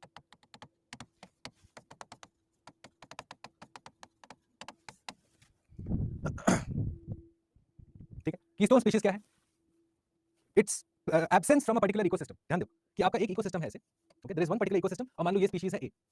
ओके नाउ अगर आपने ए को इंट्रोड्यूस किया इस सिस्टम में या ए को निकाल दिया इस सिस्टम से, ध्यान रखेंगे दोनों पॉजिटिव और negative, weather a species is introduced और इजेक्टेड, एलिमिनेटेड, दोनों, इन ईदर केस अगर उसके होने या ना होने से, ठीक है, किसी अदर स्पीशीज के ऑकरेंस पे फर्क पड़ता है तो वो ए स्पीशीज बन जाएगा मेरा कीस्टोन स्पीशीज। ध्यान देना फ्रेंड्स, लिखो इसको, please right this down. Keystone species is the species whose presence or absence from an ecosystem, okay, whose presence or absence from an ecosystem, okay, affects the presence of another species। लिख लीजिए, मैं हट जाता हूं side पे, चाहो तो diagram ऐसे लिख लो।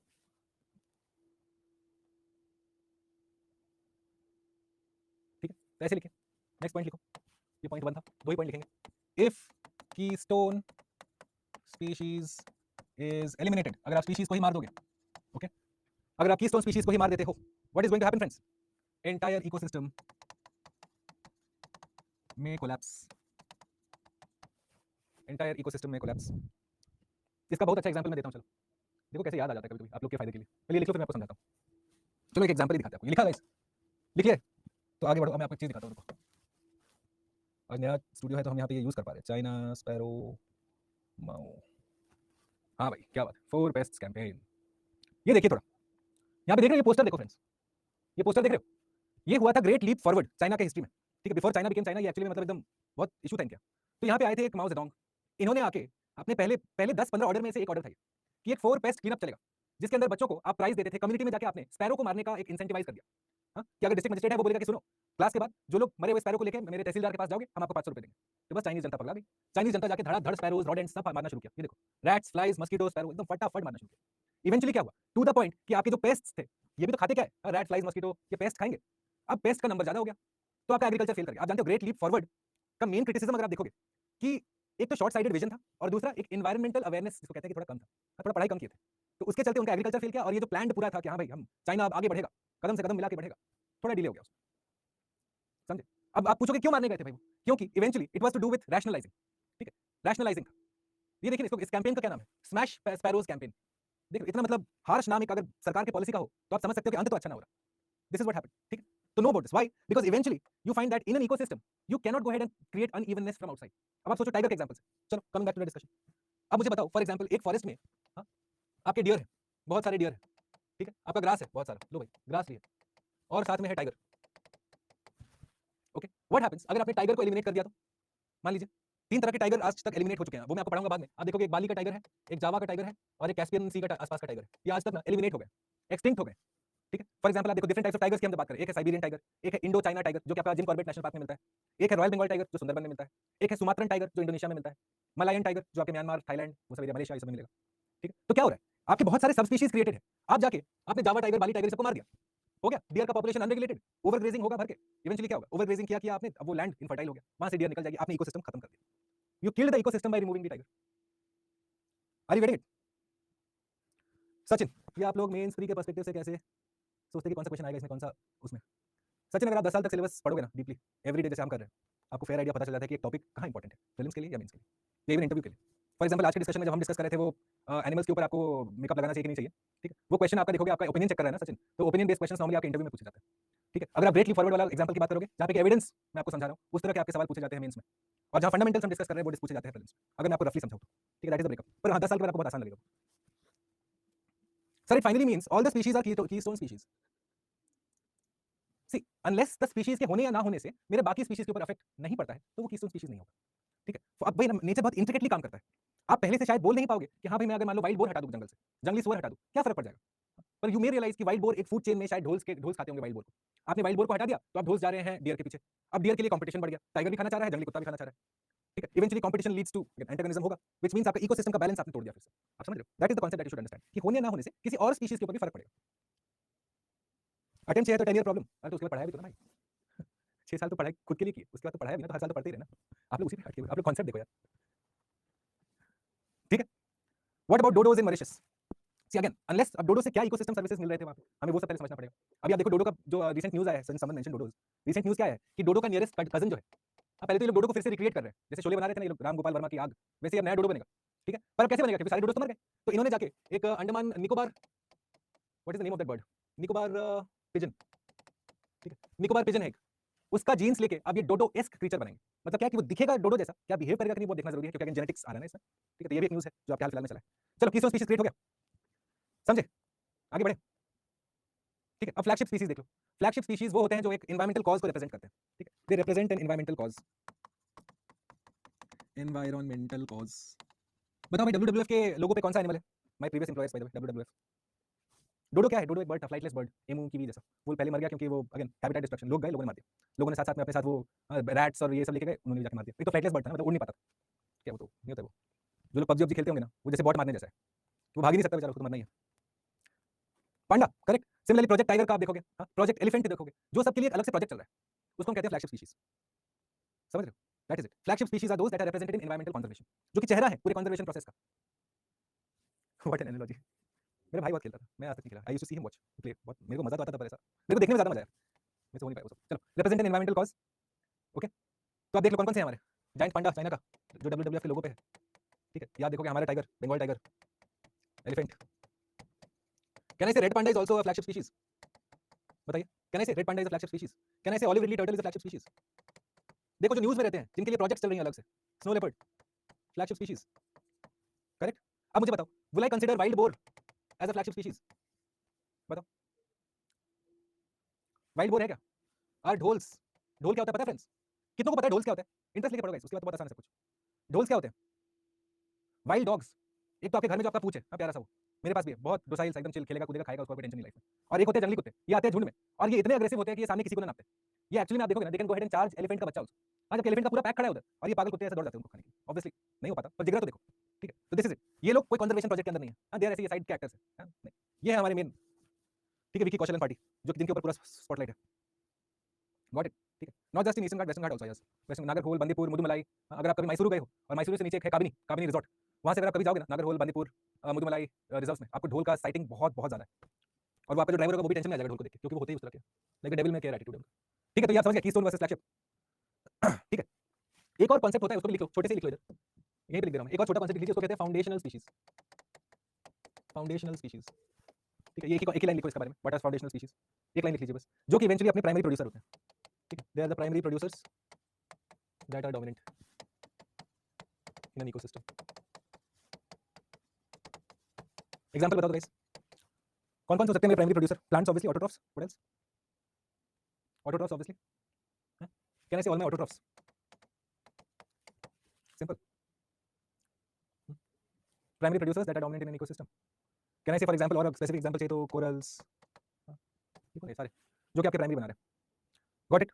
Now that you understand the different flagship species, foundational species, ये वो, अब चलो बायोडायवर्सिटी लॉस पे, ठीक है। अब हम मामला देखेंगे कि क्या क्या हुआ है। सबसे पहले ये फैक्टर्स देखो, वो कहाँ गया वो, जब स्लाइड दिखाना होता है ना तब नहीं दिखेगा, हाँ भाई, ये देखो। बायोडायवर्सिटी लॉस में हमारे एक चीज आपको याद रखना है, द ईविल क्वार्टेट। ये जैरेड डायमंड एक थे रिसर्चर, इन्होंने ही came up with this term, ठीक है। तो एक्सपेक्ट, या मान लो आपको सवाल नहीं भी पूछता है ना मेंस में कि what is the evil quartet in biodiversity loss, अगर मान लो वैसे नहीं भी पूछता है, अपने आंसर के पॉइंट में आप लिखेंगे, ठीक है। 4 primary reasons. Number 1 habitat loss and fragmentation. Habitat loss आपको पता है, ठीक है। आज के दिन सुंदरबंस आप देखोगे कि श्रिंक कर रहे हैं, ठीक है। सुंदरबंस में आपका एनक्रोचमेंट हो रहा है, टाइगर के ऊपर प्रेशर है, मैन एनिमल कॉन्फ्लिक्ट है, ह्यूमन एनिमल कॉन्फ्लिक्ट के लिए ज्यादा प्रेशर बन रहा है, एरिया कम है, टाइगर टेरिटोरियल है, ठीक है। तो वो आपका हैबिटेट फ्रैगमेंटेशन क्या है कि आपको बीच से आपने भाग दिया, तोड़ दिया, तभी तो आपका कॉरिडोर बनता है फ्रेंड्स। कभी सोचा है एलिफेंट कॉरिडोर कैसे बन रहा है? पहले तो ऐसे ही रहा होगा ना, पूरा रहा होगा ना, पर अब क्या किया आपने, इस एरिया में आपने एंथ्रोपोलॉजिकल काम शुरू कर दिया, हाईवे बना दिया, घर बना दिया, जो फैक्ट्री बना दिया, तो अब एलिफेंट को एक पतला सा आपने नैरो रास्ता दिया है जिससे कि वो आ जा सकता है। तो what have you done, you have broken down the elephant's habitat, उसका आपने हैबिटेट को फ्रैगमेंट कर दिया, ठीक है। Number 1 reason of biodiversity loss, over exploitation of biological resources, पता ही है हम लोग को, ठीक है। हम लोग भर के निकालते हैं भाई, गांधी जी वाला कोट चेप सकते हो हल्के से आराम से यहाँ पे, okay. Alien species invasion. Alien species क्या है? What are alien species? हाँ friends, what are alien species? India में क्या पोटैटो पहले मिलता था? बताइए। जो लोग धार्मिक है आप लोग देखे होंगे, हाँ, आपकी पूजा वूजा में, घर पे कभी पूजा वूजा होगा, आपने देखा होगा कि आलू नहीं चढ़ता है भगवान को। क्यों नहीं चढ़ता है भगवान को? जबकि हमारा तो आलू ऐसा सुबह से शाम आलू ही खाते हैं बैठ के। Why is that? Because it came much later, इसलिए आपके रिलीजियस बुक्स में भी आलू का कहीं व्याख्यान नहीं है, पुर्तगाल से आया। तो भाई जो सब चीजें बाहर से आई है, हो सकता है उसके पहले हम लोग शायद शलजम ज्यादा खाते होंगे, या साग ज्यादा खाते होंगे, ऑल वाइड आउट, ठीक है, करेला ज्यादा खाते होंगे, हाईली अनलाइकली मे बी। पर उसके आने से अब लोगों का टेस्ट प्रेफरेंस बदल गया। तो क्या है, आपका एक एलियन स्पीशीज के आने से आपका जो ओरिजिनल होम का स्पीशीज है उसका यूजेज पे भी कम पड़ता है, उस पर भी नेगेटिवली अफेक्ट होता है, ठीक है। फरियाल में खाते, सब्जी चढ़ाते थाली में, अरे ऐसे काट काट के नहीं चढ़ता आलू, कभी नहीं चढ़ता आलू, ठीक है। फ्रूट्स चढ़ता है नॉर्मली फलाहारी में, बट आलू वगैरह नहीं चढ़ता, ठीक है। को extinction, when species goes extinct, उसके साथ जो लिंक है वो भी जाएगा, डूबेंगे तो साथ में डूबेंगे। Now let's go ahead and understand in detail other factors. Climate change, हाँ भाई, alters ecosystems, causes loss of local species, increase disease, mortality, plant, easy, इसमें तो कुछ बताने का है नहीं भाई, क्या बताऊं मैं आपको, correct. Pollution is fine, okay. Impact, हाँ, okay. Tell me what are zoonotic diseases, मुझे बताइए what are zoonotic diseases friends, बताओ बताओ, let's make it interesting. Sir enough for today, टाइड है ऐसे कैसे, 8:30 तक तो करो फ्रेंड्स, ये तो बहुत, फिर बाद के लिए इतना छोड़ोगे ना उतना देरी हो जाएगा। जो कि एनिमल से ह्यूमन को आए, करेक्ट। टायर्ड सर, ले लो ब्रेक, चलो 8:04 हुए ना, 8:10 पे मिलते हैं, चलो 5 मिनट ले लो, जाओ चाय पानी पी लो, चाय तो नहीं पानी पी लो, मैं भी पानी पी लेता हूँ, let's take a break 5 minutes, उसके बाद जूनोटिक डिजीज से कंटिन्यू करेंगे, डोंट वरी, आपका understanding is my primary responsibility, करो 10 मिनट का ब्रेक ले लो, ले लो, there so many students are already asking, take a break. What is the fourth point, that's what we discussed ना, फोर्थ पॉइंट ये देखो, को एक्सटिंक्शन क्या है कि एक स्पीशीज के जाने से दूसरा स्पीशीज आपका लुप्त हो जाए, दैट इज को एक्सटिंक्शन, बिकॉज इंटर रिलेटेड है ना इकोसिस्टम में सब कुछ। ये समझो ना, जैसे एग्जांपल के तौर पे अगर मैं ये समझाना चाहूँ, ग्रास, ठीक है, डियर, टाइगर, ठीक है, यूनिट्स, ये इकोसिस्टम है मेरा, ये डिफाइंड इकोसिस्टम है, मैंने टाइगर को हटा दिया, अब क्या एक्सपेक्ट करोगे, ये डियर जाके भर के ग्रास खाएगा, भर के प्रोक्रिएट करेगा और डियर आएंगे टू द लेवल कि आपका ये ग्रास अब यहाँ से हट जाएगा, तो क्या हुआ, टाइगर के हटने से मेरा ग्रास भी हट गया, क्या है, को extension from an ecosystem, that is it. Neha one second, how many question can we expect, Amitesh, एक मिनट, ढोल इज लाइक भेड़िया, नहीं वो जंगली कुत्ते बोलते हैं उसको, अरे एक minute Amitesh, one second, Amitesh I would expect pre में तो एटलीस्ट 1 से 2 सवाल तो बनते हैं, नाइट्रोजन साइकिल, कार्बन साइकिल जो हमने किया वो सारे, प्लस जो आपका बायोडाइवर्सिटी है, प्री में 1 से 2 सवाल तो फॉर श्योर, मेंस में I would expect at least 30 marks, 15 to 30 marks of question on this for sure, biodiversity is always in the news.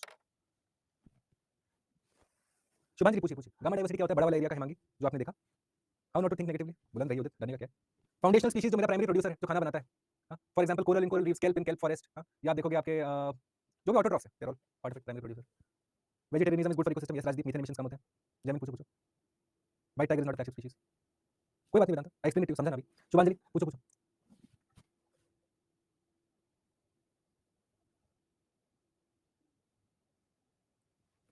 flagship species is related to biological indicators, sir.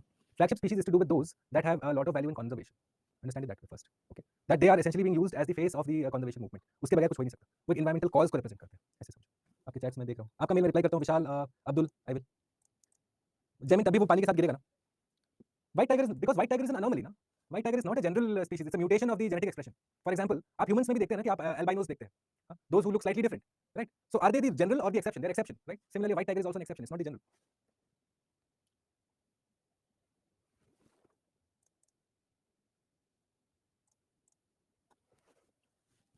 Book में add कर लीजिएगा खबर, शुभांजलि क्या समझ नहीं आया, keystone क्या है, जिसके होने या ना होने से कोई और स्पीशीज के होने या ना होने पे फर्क पड़ता है डायरेक्टली, फ्लैगशिप क्या है, जिसका हम पब्लिसिटी चलाते हैं भाई, रेड पांडा हो गया आपका, स्नो लेपर्ड हो गया, अब रेड पांडा के इकोसिस्टम में बहुत सारे खरगोश भी है, वहाँ पे 10 तरह के स्पीशीज है, हम उन लोग को पकड़ के क्यों नहीं पैसा मांग रहे दुनिया से, रेड पांडा को लेके क्यों पकड़ के पैसा मांग रहे, क्योंकि रेड पांडा मेरा फ्लैगशिप स्पीशीज, एक एनवायरमेंटल कॉज को रिप्रेजेंट करता है, यही तो है सिंपल, और क्या है, एनिमल टेस्टिंग वाले में बोल सकते हैं,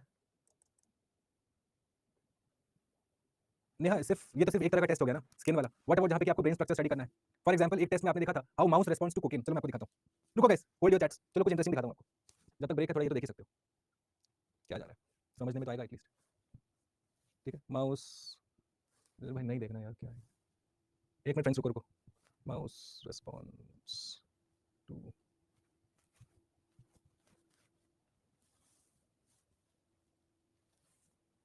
हाँ look at this, okay add के बाद तुम देखो, सब टेस्ट में, एनिमल टेस्टिंग में थोड़ी ना कि आपको स्किन में लगा के आप चेक कर लेते हो, ये देखो ये माउस को, इसको एक केज में रखे और उसके बाद एक इसको फीडबैक लूप दिए, हाँ कि उसको जब भी ऐसा रिवॉर्ड चाहिए वो जाके कोकेन ले लिया करे, कोकेन एक ड्रग होता है, ठीक है, ये देखो यहाँ यो कैसा घूम रहा है, correct, why are they doing this, to understand the side effects of cocaine on the human body, अब बताओ ना, as an experiment does it look ethical और अनएथिकल टू यू, देख रहे हो, मुझे बताओ, अभी से आप समझ पा रहे हो कि हाँ भाई कोकेन ओवरडोज, कोकेन क्या होता है, ओपियम का प्रोडक्ट है, काफी उसका हिस्टोरिकल सिग्निफिकेंस है, नार्कोस पाब्लो एस्कोबार के नाम से बहुत प्रस्तुत है कॉमन इसमें, तो आप देखो आप इस एक्सपेरिमेंट से क्या सीखना चाहिए कि how will humans react to cocaine overdose, उसके लिए आपको एक माउस का बलि देना पड़ा, पर दिया ना, हाँ, तो उसका एथिकल कॉनोटेशन, अब आप किसी चीज का ओवरडोज ह्यूमन को दे सकते हो क्या, आप बताओ, ह्यूमन को बोलोगे कि हाँ भाई ले स्नॉट मार ले, not possible, firstly it's illegal, secondly if the person dies, तो काहे का इंश्योरेंस, काहे का पैसा, correct, that is the ethical connotation, is not just about कि क्रीम ऐसा सनस्क्रीन लगा दिया मैंने माउस के चेहरे पे, समझे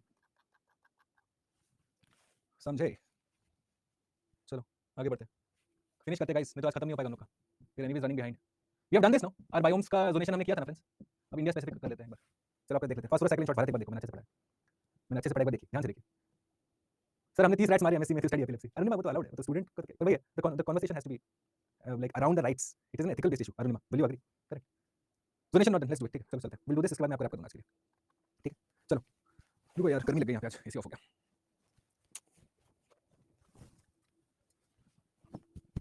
ओके लेट्स गो, चलिए भाई इंडिया, यहाँ पे देखो, यहाँ साइड पे तो लिखा है India has been divided into 10 biogeographic zones, trans Himalaya, Himalaya उसका पूरा नाम दिया हुआ है, मैं पढ़ूंगा नहीं, ठीक है, पर अब एक चीज देखो, इंडिया में सिर्फ 10 बायोजियोग्राफिक जोन्स नहीं, और बहुत कुछ है जो आपको पता होना चाहिए, ठीक है, फॉर एग्जांपल क्या आपको पता है कि इंडिया को मैं अगर बायोजियोग्राफिकली मैं डिस्ट्रीब्यूट करना चाहूँ, राइट, अरे प्रॉब्लम ये है ना कि यहाँ पे एसी ऑफ कर दिया मेरा, अभी देखो इंडिया को अगर मैं बायोजियोग्राफिकली डिस्ट्रीब्यूट करना चाहूँ, कैन आई से नंबर 2 कि इंडिया होल्ड्स या कंप्राइजेस 5 बायोम्स, पहले तो, या 2 रेल्म्स, पहले तो शुरुआत से करो, 2 रेल्म्स, नंबर 3 5 बायोम्स, हम नोट डाउन करेंगे सारे, नंबर 4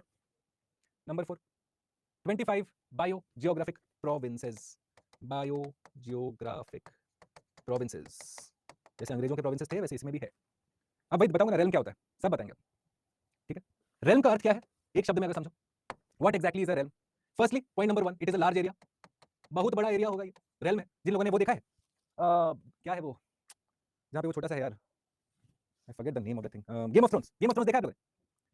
गेम ऑफ थ्रोन्स देखा है? हाँ, गेम ऑफ थ्रोन्स। उसमें देखा है I am the king of the realm. हाँ, he is to be the king of the realm. वहाँ हमेशा रेल्म रेल्म का वो लोग बात करते हैं, तो उसमें खनकना चाहिए था आपको कि रेल्म का अर्थ क्या होता है। अगर देख लिया तब खनकना चाहिए था। रेल्म क्या है? एक बड़ा सा area, huge area is a realm. Okay, और उसमें आप क्या देखते हो? नंबर 1 तो यही है फ्रेंड्स, नंबर 1 तो यही है, नंबर 2 ये, ठीक है, number 3 5 biomes, number 4 25 biogeographic provinces, और रेल्म का लिखिए it is a large area with ecosystem having same biota. लिख लो इसको, ecosystem has the same biota. Okay, biota का अर्थ किसी को समझ में नहीं आ रहा है, हमको बताएंगे आप। बायोटा का अर्थ होता है आपका फ्लोरा, आपका फौना, ठीक है, आपका टोपोग्राफी, आपका ज्योग्राफी, सारा कुछ मिला के आपका बायोटा का पार्ट है, ठीक है। तो अब इंडिया के 2 रेल्म्स कौन से आइडेंटिफाई करो फ्रेंड्स, हमको बताओ कौन कौन से होंगे? मार्वल, थॉर, हाँ जैसे समझो गाइस, मार्वल, थॉर। मैं तो गेम ऑफ थ्रोन्स से मेरे को फर्स्ट टाइम वो वर्ड सुना था। आप लोग बिलीव नहीं करोगे, मैंने आज तक मार्वल वार्वल देखा ही नहीं यार, जो कि मेरी वाइफ मेरे को बहुत मॉक करती है इस बात पे, पर कोई बात नहीं, आई कैन बाय रिस्पेक्ट। मुझे बताओ, नंबर 1 सबसे बड़ा रेल्म है आपका हिमालयन रीजन, ठीक है, हिमालयन। और दूसरा है आपका सब, लिख लीजिए, इजी है गाइस ये। पहला वाला है आपका हिमालयन रेल्म और दूसरा है आपका सब कॉन्टिनेंट या सब कॉन्टिनेंटल, ठीक है। ये हमारे 2 रेल्म्स हैं। 10 जोन्स हैं, जोन्स आपने सारों ने देख लिया, वो शुरुआत से लेकर अंत तक है। ट्रांस, फिर हिमालयाज, फिर इंडियन डेजर्ट, फिर सेमी एरिड, फिर western Ghat, Deccan peninsula, Gangetic plain, north east India, island coast. थोड़ा ज्योग्राफी का जल्दी से मुझे रिवाइज करा दो तो फ्रेंड्स, मैं भूल रहा हूं थोड़ा। पहले कौन सा बना था, ट्रांस हिमालय या हिमालय? ट्रांस हिमालय बना था या पहले ये बना था? पहले हिमालय बन गया था। अगर कोई हिमालय बन रहा है तो जल्दी से एनसीईआरटी देख लेना फ्रेंड्स, ठीक है, एकदम बेसिक क्वेश्चन। ट्रांस हिमालय पहले बन गया था, टैथिस ओशन आके जब आपका तिब्बत प्लेटो से टिबेटन प्लेट से टकराया था, तभी ट्रांस बन गया था। पीछे से इंडियन प्लेट आया तो हिमालयस बना था। बेसिक बेसिक याद रखेंगे फ्रेंड्स, वो भूलेंगे नहीं आप लोग, ठीक है। जिन्होंने हिमालय का है, आपको पता है आप लोग कौन है, रिवाइज करेंगे प्लीज। चलो फटाफट देखते जाते हैं इनका एक कैरेक्टरिस्टिक देखते जाएंगे, आप लोग कैसे भी पता है, ठीक है। I don't need to go ahead and explain much here, रुको मुझे देखने दो। O C subduction, very nice, देवरगा, बढ़िया, ठीक है। चलो फटाफट ट्रांस हिमालय बताइए भाई क्या है। ये जो देख रहे हो ना, देख रहे हो, ये काउंट करना, ये मिला के टोटल 25 ही होंगे। याद रखना ये नंबर है, आपके ज्योग्राफिकल रेल्म को आप तोड़ रहे हो। हाँ, अपर हिमालय, लोअर हिमालय जैसे पढ़ा था ना, बस उसी तरीके से। लद्दाख माउंटेन, टिबेटन प्लेटो, ट्रांस हिमालय, सिक्किम, एक इधर एक इधर एक इधर, हो गया, 3 हमारे प्रोविंसेस बन गए, करेक्ट। एल्पाइन, स्टेपी, मार्कोर, कहाँ का है ये, क्या है मार्कोर, देखने में मुझे बताओ कितने लोगों ने देखा है मार्कोर आज तक? चलो दिखाते हैं आपको। अब एक्चुअल में एनवायरमेंट चालू हो रहा है। अभी तक तो फंडामेंटल कर रहे थे, बहुत बोरिंग हो जाता है काफी लोगों को, और अब देखेंगे स्पीशीज भर के। ये देखो भाई, ये बताओ हमारे सार्क नेशंस में किस नेशन का ये नेशनल एनिमल है? थोड़ा गेस करो चलो आप लोग। बकरी टाइप, हाँ ठीक है, बकरी टाइप, तो मेरे को, मैंने भी वैसे ही याद किया था। पर कहाँ कहाँ का ये नेशनल एनिमल है फ्रेंड्स? जानते मेरे फादर ने मेरे को जब दिखाया था, ही कॉल्ड मी कि बिहार में इसको कहते हैं बोतू। बोतू बोलते हैं अपेरेंटली इसको बिहार में। अच्छा हो सकता है भाई, आइडिया तो नहीं मुझे। हाँ जी, काहे का है ये? बोतू मेरे पापा भी कहते हैं मुझे। आई नो, सारे पापा लोग पे एक ही वर्ड आता है, पाकिस्तान, करेक्ट, ठीक है। Markhor is primarily found in Pakistan, but you will also find markhor is found in Bhutan also, ठीक है। भूटान में भी ये काफी इजीली आपको मिल जाएगा उधर, ठीक है। But it is the national animal of Pakistan, for some reason they thought the goat was, ठीक है, whatever, this their choice, their circus, we no one to comment, okay. चलो भाई, ये लिख लेंगे यहाँ पे, मार्कोर, ठीक है। Then you looking at wild yak, Tibetan ass, Tibetan gazelle, कोई इशू नहीं है। स्नो लेपर्ड, क्या है इसका आईयूसीएन स्टेटस? देखो ऐसे ही याद करेंगे आप, जहां पे भी आप देखोगे आपको आईयूसीएन स्टेटस आना चाहिए सबसे पहले। मुझे बताओ स्नो लेपर्ड का क्या है? इज इट इंडेंजर्ड और critically endangered? Yes, try everyone, बताओ, क्रिटिकली इंडेंजर्ड या इंडेंजर्ड? हाँ भाई, या उससे भी नीचे, वल्नरेबल, जानते हो? देखो मैं आपको बता रहा हूँ, स्नो लेपर्ड जो है वो वल्नरेबल है। बताओ क्यों वल्नरेबल है? Why is it not endangered और क्रिटिकली इंडेंजर्ड? आप लोगों ने देखा है वो कभी इंस्टाग्राम या ट्विटर ट्विटर पे, हाँ, वो फोटो डाला होगा किसी फॉरेस्ट ऑफिसर ने, और उसने कहेगा spot the snow leopard here, हाँ, और आप 5 मिनट तक ऐसा दिमाग लगा के देखते रह जाओगे कि भाई दिख नहीं रहा हो। द प्रॉब्लम इज कि ये बहुत एल्यूसिव एनिमल होता है, इतना जल्दी दिखता नहीं है, इतना जल्दी हाथ में भी नहीं आता है। प्लस ये जिस एरिया में रहता है वहाँ पे मैनकाइंड अभी तक पहुंच ही नहीं पाया, बहुत स्पार्स पॉपुलेशन है आपका, इसलिए इसके ऊपर ये एंथ्रोपोजेनिक प्रेशर जिसे हम कहते हैं वो थोड़ा कम है। समझ रहे? बायोटा क्या है? Living living life, plant animal, ठीक है। They are in fact called the, जिन्होंने कहा ना घोस्ट, उमेश आप सही कह रहे हो, इसको आप कंजर्वेशन सर्कल्स में, क्योंकि I worked in WWF, I can tell you, हां, स्नो लेपर्ड को कहते हैं the ghost of the Himalayas, मतलब अगर आपको एक वाइल्ड में दिख गया ना तो आप मतलब बहुत आपके ऊपर आशीर्वाद, okay. So which is why you find, क्योंकि ये एल्यूसिव है, एक तो नजर नहीं आता, दूसरा एक ऐसे ऑल्टीट्यूड पे रहता है जहां पे कि ह्यूमंस ज्यादा है नहीं, इसलिए इसके ऊपर अभी प्रेशर कम है, इसलिए इसको वल्नरेबल घोषित किया गया। वल्नरेबल इंडेंजर्ड से अच्छा होता है कि बुरा? चलो अभी आप देख लो, अगर ये सवाल है तब तो वी नीड टू थोड़ा सा ध्यान से हमें चलना पड़ेगा। चलिए आईयूसीएन लिस्ट देखते हैं,